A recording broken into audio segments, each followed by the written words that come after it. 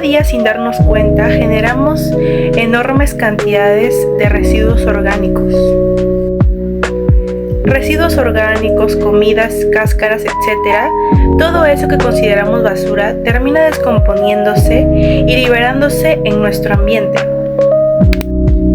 Cuando estos residuos se degradan sin control, generan un gas como el metano, un gas mucho más contaminante que el dióxido de carbono y uno de los principales causantes del calentamiento global. Es decir, mientras seguimos con nuestra vida diaria, también estamos contribuyendo poco a poco a un problema mucho mayor, y esto se ve mejor reflejado cuando analizamos la problemática de distintos niveles en los cuales, según base de datos confiables, se refleja el impacto de esta problemática de manera internacional, nacional y local. Empezando porque se prevé que la generación de residuos sólidos urbanos aumente de 2.300 millones de toneladas en 2023 a 3.800 millones de toneladas en 2050. En 2020, el coste directo mundial de la gestión de residuos se estimó en $252.000 millones, sin tener en cuenta los costes ocultos de la contaminación, la insalubridad y el cambio climático, que elevan el coste a $361.000 millones, demostrando que la mala gestión de los residuos no solo implica problemas en el ambiente, sino también en la economía. En el Perú, la situación es muy diferente. Según el Ministerio del Ambiente, el MINAM, el Perú genera más de 23.000 toneladas de residuos sólidos al día y cerca del 50% son residuos orgánicos, los cuales no son aprovechados ni contenidos de la manera correcta, terminando en vertederos informales y que a lo largo del tiempo se descomponen y liberan gases nocivos para el ambiente, tales como el metano. Este mismo es uno de los más dañinos para la atmósfera, contribuyendo de manera directa al cambio climático. No solo esto, sino que afecta de manera directa también a la salud de su población. Esto también se ve reflejado a nivel local. Por ejemplo, en el distrito de Trujillo se generan aproximadamente 342 toneladas de residuos sólidos municipales, incluyendo domiciliarios y no domiciliarios. Según el estudio de caracterización de residuos sólidos municipales aprobado en el 2023, de ese total, solo los residuos de domiciliarios de Trujillo suman 138 millones de toneladas al año, lo que corresponde a los residuos aprovechables, con un potencial enorme para producir compost y energías renovables, el cual no aprovechamos. Y aquí es donde surgen preguntas importantes. ¿Cómo es posible que teniendo tantos recursos sigamos teniendo tantas carencias? ¿Cómo es posible que los residuos orgánicos que generamos contaminen el medio ambiente en lugar de ayudarnos? ¿Y si cambiamos la forma de ver las cosas? ¿Y si en vez de ver solo basura vemos una fuente de energía sostenible?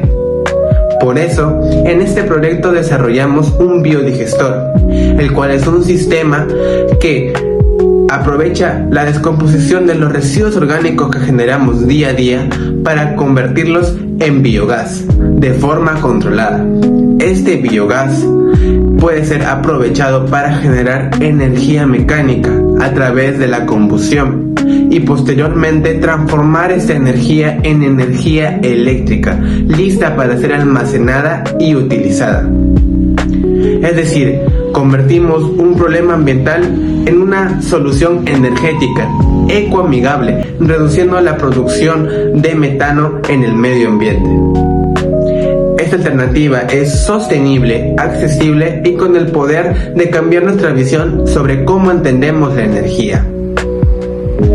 Con esto claro, damos la bienvenida a este podcast, donde la ciencia no solo analiza el problema, sino que intenta solucionarlo. La hidrólisis es la primera etapa crítica de la digestión anaerobia dentro del biodigestor. En esta fase, las moléculas complejas se convierten en moléculas simples para posteriormente ser absorbidas por las bacterias.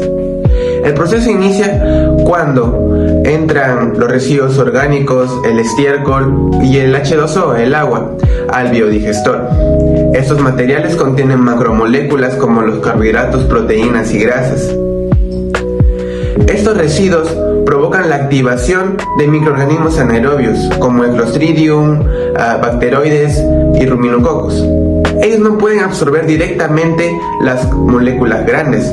Entonces segregan enzimas extracelulares que funcionan como tijeras químicas. Por ejemplo, la celulosa, la cual actúa con los carbohidratos para romper el enlace glucosídico, la proteasa, que actúa con las proteínas para romper el enlace peptídico, y la lipasa, la cual actúa con las grasas para romper el enlace éster. Después de haber roto los enlaces químicos, estas macromoléculas se convierten en la unidad base. Los carbohidratos a glucosa simple, las proteínas a aminoácidos y las grasas a ácidos grasos. La acidogénesis es una etapa crucial dentro del proceso de digestión anaerobia. Si imaginamos la degradación de residuos como una línea de ensamblaje en reversa, la acidogénesis es el paso donde las piezas grandes ya rotas se convierten en ácidos y alcoholes simples.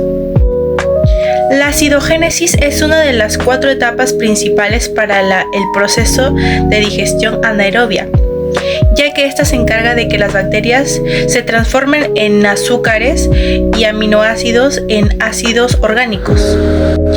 En esta fase actúan las bacterias acidogénicas. Estas son como comedoras rápidas y muy resistentes. Pueden sobrevivir en ambientes con niveles de pH más bajo que sus primas, las metanogénicas. Lo que ocurre es una fermentación. Los monómeros resultantes de la hidrólisis son absorbidos por las células bacterianas y metabolizados para obtener energía. Como resultado de este metabolismo, las bacterias excretan diversos compuestos orgánicos. Los principales productos generados serían el ácido propiónico y el ácido butírico. También como alcoholes como el etanol, que es el principal, también gases como el dióxido de carbono e hidrógeno molecular, y ácidos lácticos en ciertos casos de fermentación rápida. En sí podemos deducir que la acidogénesis es la fase de la preparación ácida. Sin ella los productores de metano no tendrían el alimento procesado que necesitan para generar energía limpia. La cetogénesis se da una vez que los ácidos grasos y alcoholes se oxidan y liberan los electrones.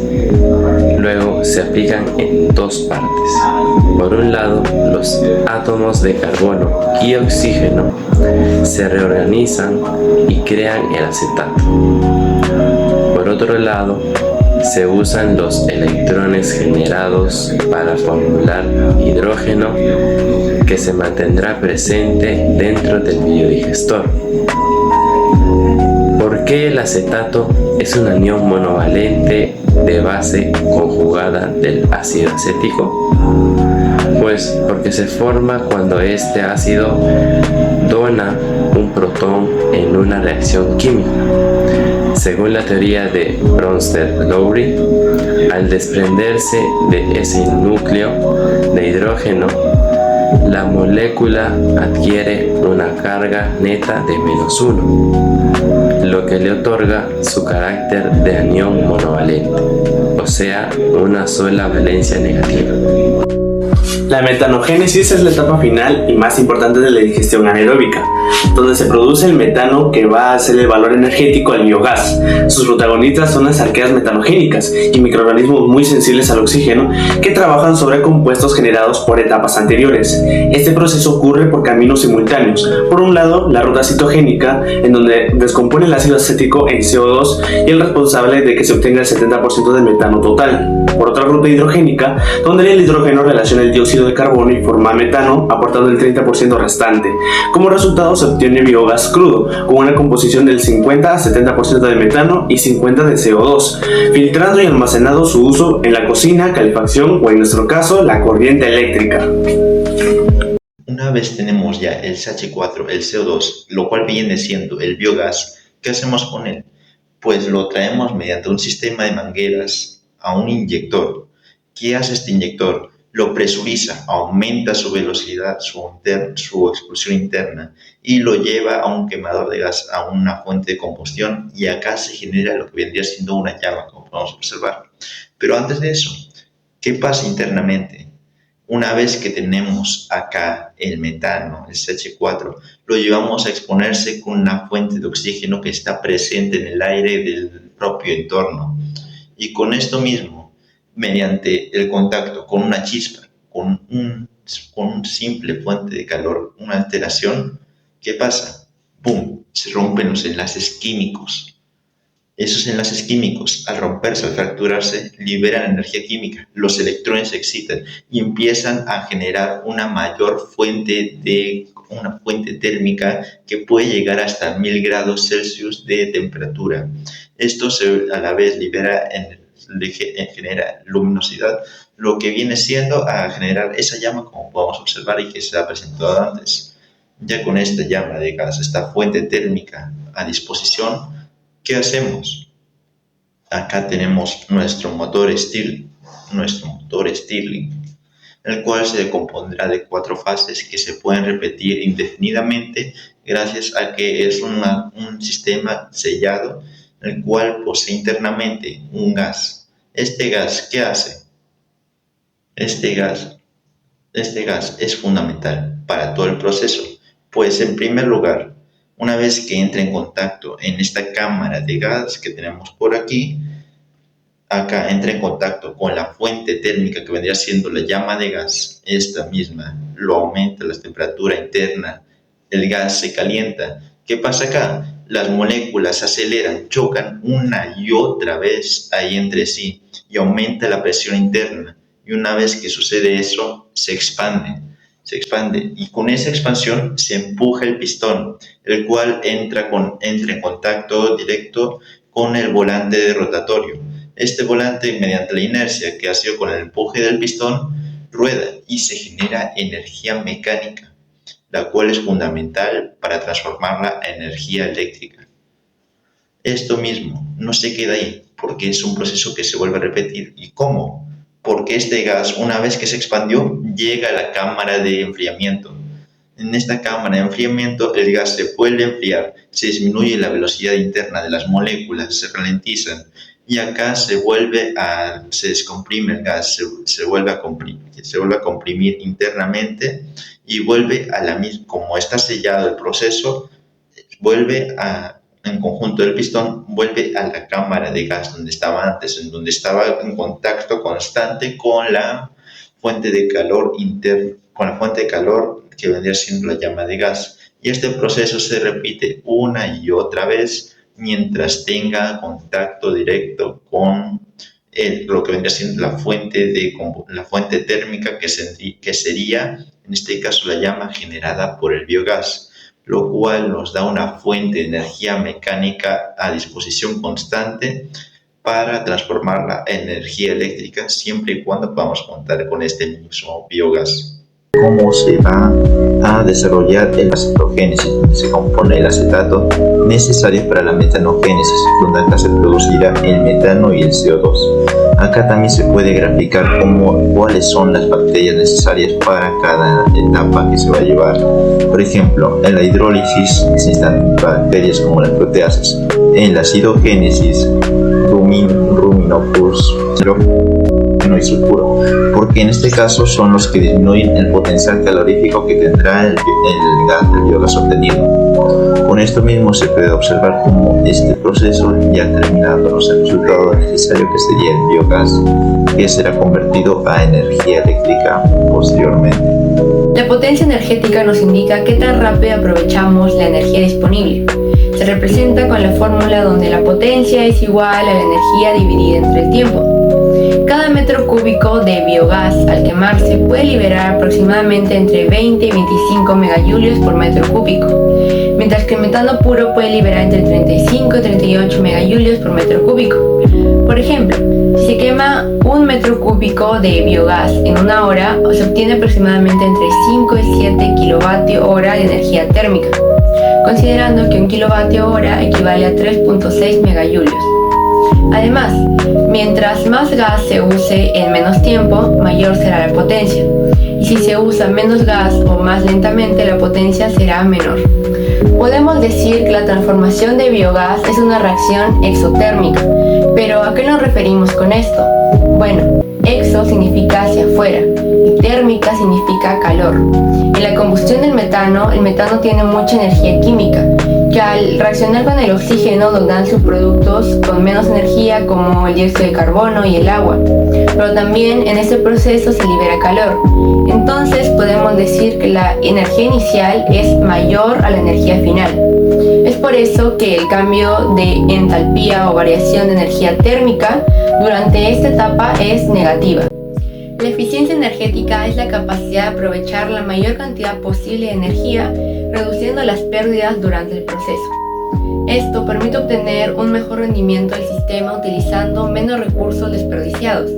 La eficiencia energética se representa con la fórmula de N igual energía útil entre energía total por el 100%, donde N representa la eficiencia. La energía útil es la que realmente se aprovecha y la energía total es la que entra al sistema. Por ejemplo, en un día se produce 1 metro cúbico de biogás, que tiene aproximadamente 5 kWh de energía teórica. Sin embargo, parte del calor se pierde en el ambiente o en el recipiente, por lo que se aprovecha 3.5 kWh de energía útil. Al aplicar la fórmula, la eficiencia es del 70%, lo que significa que el 70% de la energía se aprovecha y el 30% se pierde. La conversión de energía mecánica a energía eléctrica se realiza mediante un generador dinamo, el cual transforma el movimiento en electricidad. Primero, el motor de combustión genera un movimiento de rotación en su cigüeñal, produciendo energía mecánica. Después, para que el dinamo pueda funcionar, su eje se acopla al eje del motor mediante una polea y una correa, permitiendo transferir el movimiento de giro. Dentro del dinamo, este movimiento hace girar una bobina de cobre llamada rotor, dentro de un campo magnético estático producido por imanes conocido como estator. Según la ley de Faraday, cuando un conductor atraviesa las líneas de un campo magnético, se induce una fuerza electromotriz, es decir, voltaje eléctrico. Gracias a este proceso, el sistema logra convertir la energía mecánica a energía eléctrica, obteniendo una fuente de aproximadamente 10 a 12 watts. Además, mientras mayor sea la velocidad de giro del rotor, mayor será la generación de electricidad. Estimando las medidas y las medidas aproximadas y la proporción de biogás generado, tendremos que, como se puede observar en la siguiente imagen, donde planteamos cómo sería el prototipo final de lo que vendría a ser el biodigestor, un conjunto del sistema de conversión a energía eléctrica. Tenemos que primero inicia con el garrafón todo el proceso inicia con el movimiento de garrafón de agua, que vendría a ser de 48 centímetros de altura con 28 de diámetro. Esto mismo genera un volumen aproximado de 20 litros, de capacidad de 20 litros que puede almacenar, en el cual sucederá la etapa de la hidrólisis, acidogénesis, acetogénesis y la metanogénesis. En esto mismo se recomienda que, según la producción que tenemos, sea en cuanto a la materia orgánica que se tenga, ya sea estiércol o residuos orgánicos, sea de proporción de 1 a 3 de agua o 1 a 4, teniendo así una 4, por así decirlo. Por cada kilo de residuos orgánicos que tengamos, hay que tener 3 litros de agua o 4 litros de agua, para tener una proporción ideal para la producción de biogás, que se va a generar entre 0,8 a 0,3 centímetros cuadrados de biogás que se puede generar por hora. Esto mismo por hora, una vez que se hayan cumplido los 15 días necesarios para su fermentación y descomposición por completa, para que se haya completado este proceso. Esto mismo, una vez ya combinada esta fase, mediante un sistema de mangueras, un segmento de mangueras que conectamos. Por cierto, como acá se muestra, la manguera vamos a necesitar tener en la mano un aproximado de una longitud de manguera de 1,5 metros, 1,50 metro de manguera. Esto mismo, usaremos un segmento de manguera para conectar lo que va a ser el garrafón de agua, el biodigestor, un 20 centímetros en el cual está ubicado, como se puede observar, una válvula de presión para regular el paso del biogás. Esto mismo lo conectará a lo que viene siendo el filtro para que no el filtro que tiene medidas estimadas de 4 centímetros en la base y 30 centímetros de altura. Este filtro se encargará de ya filtrar lo que viene siendo la humedad y las impurezas que pueda tener el biogás, pequeñas partículas de residuos orgánicos que se hayan quedado filtradas o incluso humedad de H2O presente que se puede estar en el biogás, que pueden ser perjudiciales para los siguientes pasos que se va a llevar en lo que viene siendo la conversión a energía eléctrica y su combustión. Esto mismo, tenemos que una vez combinado este filtro, se conecta con un segmento de manguera más de aproximadamente 7 centímetros a un almacén del biogás. Este viene siendo creado gracias a un globo industrial, el cual, gracias a su densidad y capacidad, puede almacenar 3 litros dentro de su propia capacidad, con una altura de 40 centímetros, en el cual no solo se va a almacenar, sino que se va a potenciar el traslado, gracias a que va a estar una presión constante, gracias a un filtro, gracias a una liga que va a tener alrededor, la cual aumentará la presión interna y mejorará el traslado del gas.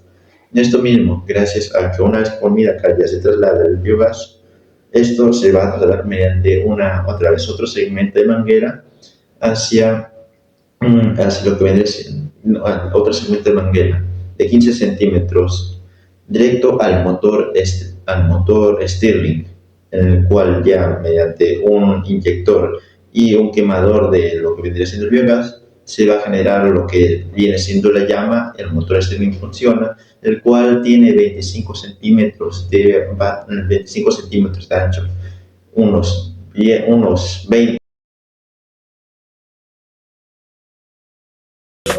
En la actualidad, la problemática ambiental y la necesidad de energías sostenibles se han convertido en desafíos prioritarios para la sociedad. La acumulación de residuos orgánicos y la dependencia de combustibles fósiles generan impactos negativos, los cuales requieren soluciones innovadoras. En este sentido, el biogás surge como una alternativa eficiente, capaz de transformar los desechos en energía limpia, por lo que su desarrollo resulta fundamental en la disminución del cambio climático. En primer lugar, el biogás permite una gestión más eficiente que el de los residuos orgánicos. En lugar de ser desechados de forma inadecuada, estos pueden ser aprovechados mediante los biodigestores, reduciendo la contaminación de la atmósfera, por lo cual la liberación de metano resulta ser menos dañina. Este proceso no solo disminuye el impacto ambiental, sino que también provee una cultura de aprovechamiento y sostenibilidad. En segundo lugar, el biogás contribuye a una fuente de energía renovable, adaptable a diferentes contextos. A diferencias tecnológicas más complejas, su producción puede realizarse en pequeña escala con recursos accesibles, lo que facilita su implementación en hogares, comunidades y proyectos educativos, lo que lo convierte en una opción práctica para fomentar el uso de energías limpias desde niveles básicos. En tercer lugar, organizaciones no gubernamentales como World Wide Fund for Nature señalan que el desarrollo del biogás como parte de fuentes bioenergéticas permite la sustitución del uso de combustibles fósiles, lo cual contribuye a un sistema energético ecoamigable y autosuficiente. Esto mismo nos hace recalcar la importancia de este proyecto no solo a nivel experimental, sino que ha sido corroborado a nivel global su importancia debido a que es autoeficiente, ecoamigable y tiene un impacto directo en la contaminación ambiental y cómo podemos hacer un cambio en esto. El desarrollo del biogás representa una alternativa de solución útil, real y accesible frente a los problemas ambientales y energéticos que enfrentamos día a día. A lo largo de este proyecto hemos demostrado que es posible transformar residuos orgánicos en una fuente de energía útil, incluso a pequeña escala, evidenciando que la innovación no siempre requiere de grandes recursos, sino de buenas ideas, pero sobre todo de compromiso. el biogás se ha convertido no solo en una propuesta experimental, sino en una herramienta funcional con un gran potencial para el futuro, por lo cual dependerá de nosotros seguir experimentando, innovando y difundiendo ese tipo de tecnologías para transformar nuestra sociedad en una que sea más sostenible y responsable con el medio ambiente. El desarrollo del biogás y su posterior transformación a energía eléctrica representa una gran oportunidad para reducir la contaminación ambiental, generar una fuente de energía eléctrica eficiente y ecoamigable y sobre todo fomentar prácticas que sean sostenibles con el medio ambiente.